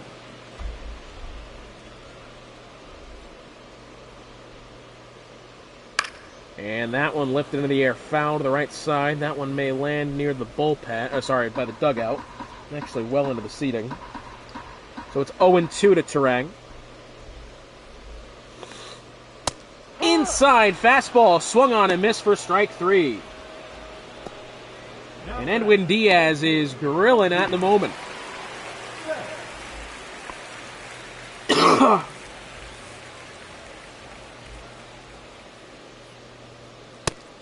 That brings up Mookie Betts.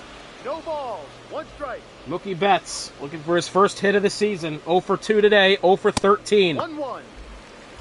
Against Edwin Diaz, arguably one of the best relief pitchers, closing pitchers in the game. Well, that's not exactly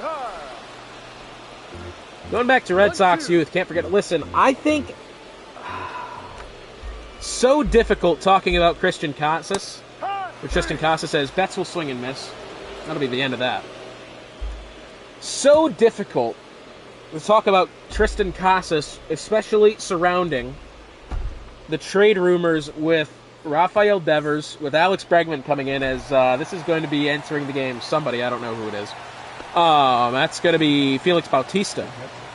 I like Triston Casas. I think he's a fantastic player. Triston Casas, I remember watching him when he played in AA, was just you know, right? You know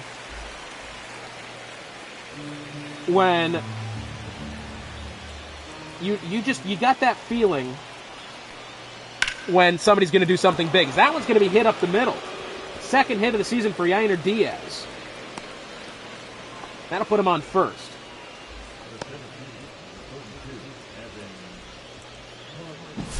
The bottom line is especially revolving around Triston Casas. I don't trust the clubhouse vibes in Boston enough to believe that Triston Casas is safe. And I think Triston Casas is fantastic. I watched him in AA. Dude was batting like 300 in August, which is like the back end of the season for AA, definitely. The guy, he just had it, right? He's got what it takes. The problem is that Rafael Devers has so much drama surrounding him. Alex Bregman is just there, existing. Accidentally created the drama with the centerpiece of the whole team in Rafael Devers, and then that threw Triston Casas into the mix because now he's hurt, and I just don't know now if he has a future on that team, which sucks to say because I think he's a phenomenal player.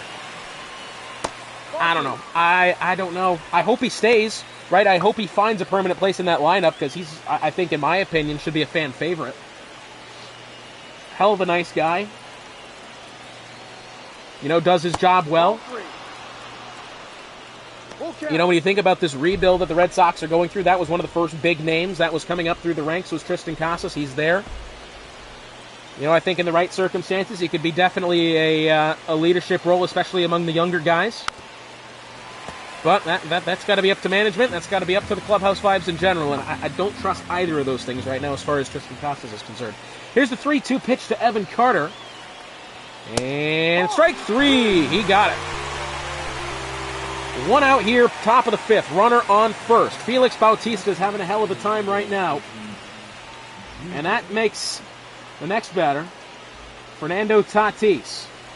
Remember, Tatis, 2 for 14 to begin the season. 0 for 2 today. Inside slider, ball one.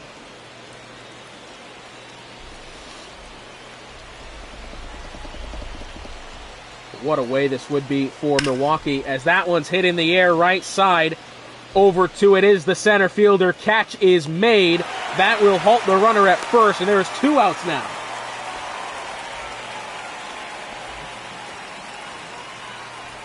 So, that makes Tatis batting .133 on the season. That brings up Marcus Semien, who's already homered in today's game. But for Milwaukee, could sweep the series here versus Atlanta.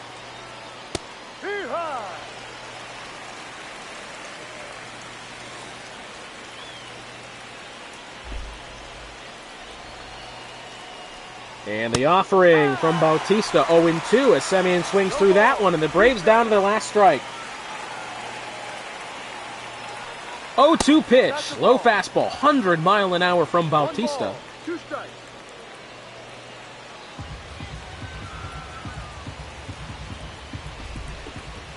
And the 1-2. That one foul. And again, the Braves down to the last strike. Milwaukee looking for the series sweep, their second win of the season. Could happen here versus the Atlanta Braves. Here's the pitch from Bautista. It's outside, and the count moves even 2-2. Runner still on first. 2 outs. Semien, again, has already homered in this game. Do not give him something to swing at. Here's the offering, and there it is. That's the game. What a game from the Brewers. They almost let it go. But the Brew Crew with some momentum And the Atlanta Braves, unfortunately, continue to fall below 500.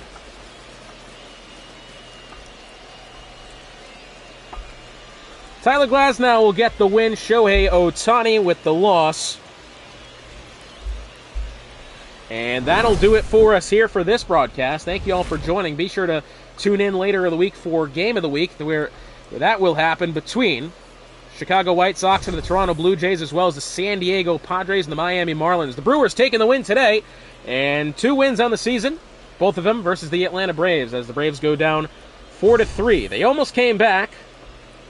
Let's be real. I mean, they had a 4-1 advantage, the Brewers, nearly lost it at the hands of Pete Alonso. But a good game overall for the Milwaukee Brewers.